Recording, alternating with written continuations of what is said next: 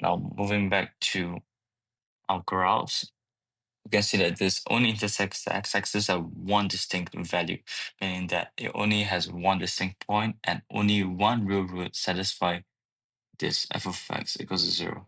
Now f of x also just means y. So basically it means when y equals 0, there's only one real value for x.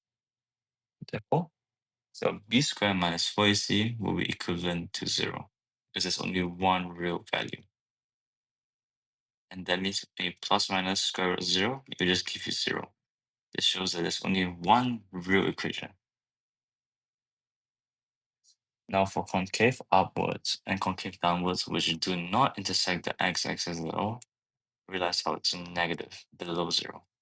Because since there's no real values for x which satisfy this equation, it cannot have any real roots.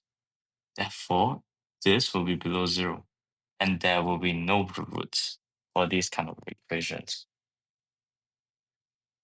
So here are a few questions for you to try involving quadratic graphs. And you may try on your own. So first question, we're given this equation, we need to show that there are no real values for x that touches the x-axis. So for it to touch the x-axis, y must be equivalent to 0. Therefore, we put 0 into here, and we find the discriminant less than 0 using b squared minus 4, 1 ac, which is less than 0. Since discriminant is below 0, there are no real values for x. Therefore, it does not intersect the x-axis. Now for the second question, we have to prove that these two curves do not intersect. So as you can see, the easiest way to find a point of intersection, whether they intersect or not, is to equate it together.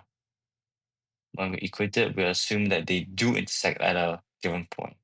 Now we move it to one side and we check whether discriminant is less than 0 or above 0. If it's less than 0, it means they don't have any real roots and therefore they do not intersect. Since it's less than 0, they do not intersect because for there to be a real root, that means that both these curves will intersect at a distinct point. But since they don't have any distinct points, therefore this equation is not real.